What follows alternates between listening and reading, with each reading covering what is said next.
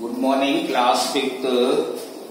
आज आपके आखिरी क्वेश्चन चल रहे हैं पेपर जो आपका पेपर होना है 20 से 25 तारीख के बीच में, उसके कोर्स के आखिरी है।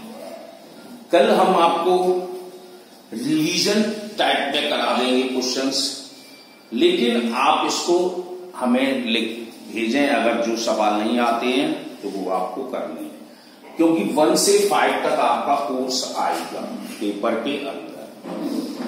अब हम कल जैसे एस्टीमेट चला था तो एस्टीमेट में ही 4th क्वेश्चन के ए पार्ट पर चलते हैं प्रॉब्लम्स में। इन एक स्टेट में 3,68,464 graduate were working in a textile industry. एक राज्य में जो ग्रेजुएट है, पढ़े लिखे हैं, वो एक टेक्सटाइल इंडस्ट्रीज में वर्क कर रहे हैं। वो कितने हैं? 3,68,464 व्यक्ति। एंड दूसरे में चलते हैं तो उसमें 12,63,792 इन अदर इंडस्ट्रीज। तो दूसरी फैक्ट्री में 12,63,792 काम कर रहे हैं। तो उसने क्वेश्चन किया है कि estimate the number of graduate employed in different industries, यानी कि आप हमें बताइए एस्टीमेट करके कि कितने एम्प्लॉयड दोनों इंडस्ट्रीज में काम कर रहे हैं। तो हमें क्या करना पड़ेगा? राउंड फिगर में भी जाना पड़ेगा। तो पहले तो हम क्वेश्चन को देखें, नंबर ऑफ वर्किंग ग्रेजुएट्स, यानी कि कितने वर्क कर रहे हैं ग्रेजुएट्स। हमने फैक्ट्री नहीं लिखा है, आप लिखना चाहे लिख सकते हैं, नहीं तो जरूरी नहीं है। तो हमने लिख दिया है 3,68,464। ऐसे ही number of working other industries, अब यहां इंडस्ट्रीज कर दिया इसलिए ध्यान रहे। तो दूसरी इंडस्ट्रीज में 12,63,792 कर रहे। अब estimate the number of graduate employed. अब हम इसका एस्टीमेट बना लें। तो देखो 3 लाख है, यहाँ 12 लाख है, तो ये पीछे इसको नंबर मिलेगा तो 4 लाख बना लेगा। अब यहाँ 12, अब पीछे देखो इसके नंबर है तो यहां पर इसको कैरी दे देगा, तो यहां कितने हो जाएंगे? 13। तो 13 लाख कर देगा। ये चीज हो गई। अब इनको प्लस करना है तो हम प्लस करें। 17 लाख अप्रोक्स हमारे काम कर रहे हैं कौन? एम्प्लॉय, इन दोनों फैक्ट्रियों में मिलाकर। तो ये हमारा क्वेश्चन हुआ। दूसरा क्वेश्चन क्या है? 4,13,766 स्टूडेंट ऑफ क्लास 5, यानी मतलब 4,13,766 बच्चे या विद्यार्थी क्लास 5 में हैं जो स्कॉलरशिप लेना चाहते हैं। स्कॉलरशिप तो आप जानते ही होंगे। अब आगे, out of which 2,70,364 student were selected. अब उसमें से 4 लाख में से 2 लाख बच्चे सिलेक्ट किए गए। तो बताओ कितने स्टूडेंट को स्कॉलरशिप नहीं मिला।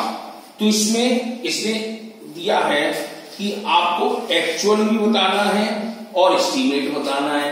तो एक्चुअल बनाए पहले हम।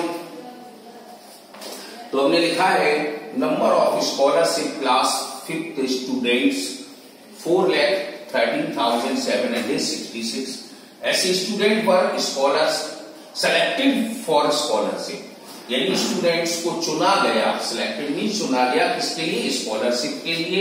इतने तो students were left out, student बचे।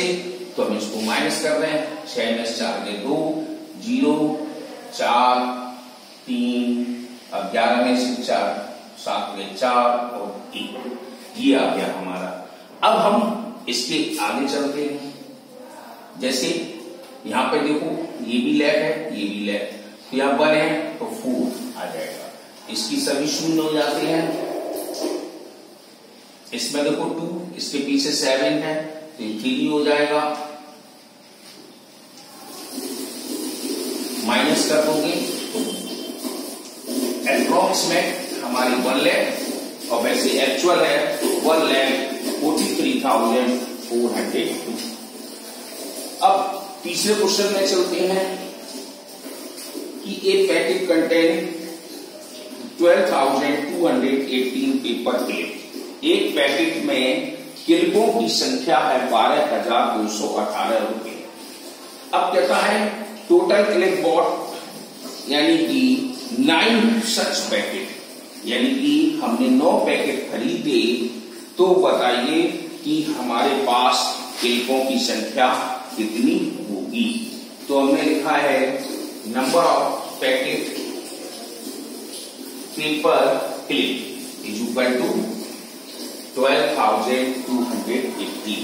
ऐसे ही total clip bought in 9 packet, 9 पैकेटों में ली, तो हमें 9 का मल्टीप्लाई करना पड़ेगा। अब इसलिए ये कह दिया है कि आपको केवल अप्रोक्सीमेटली जाना है, एक्चुअल में नहीं जाना है। अगर एक्चुअल में जाते तो हम इसका मल्टीप्लाई कर देते। अब इसके अप्रोक्सीमेटली में जाएंगे तो क्या करोगे, ये हमारे पास लैख में है 1, 10, 100, 1000, 10,000, तो हम 10,000 में, तो हमारे पास 1 लीजिए और 9 का की जगह ये 10 हो गया। अब इनका मल्टीप्लाई आप कर दीजिए तो 1 0 और बढ़ जाएगा, तो 1 लाख हो जाएगी। तो 1 लाख क्लिप यानी अप्रोक्सीमेटली खरीदे गए। ऐसी चौथा क्वेश्चन है 12,360 books are distributed among poor children, यानी 12,360 किताबें गरीब बच्चों में बांटी जाती हैं। तो the book are packed equally in 8 packet, 8 packet में इन बुकों को रखा गया है। तो how many book are packed in each packet, तो बताइए प्रत्येक पैकेट में कितनी बुकें रखी जाएंगी। और एस्टीमेट भी पूछा है, इसमें एक्चुअल एस्टीमेट दोनों पूछे हैं। तो आप क्या करेंगे, आप लिखेंगे टोटल बुक्स 12,360। अब number of books in 8 packets, यानी 8 पैकेट्स में 12,360 रखी गई, तो number of book in 1 packet 8 का डिवाइड दे देंगे और उसका एक्चुअल निकाल लेंगे। इस तरह से आपका टेस्ट यानी मतलब जो पेपर होगा उसका कोर्स समाप्त हो गया। कल से हम इसमें 1-2 आपको रिवीजन करा देंगे शुरू से, फिर आप देखना है।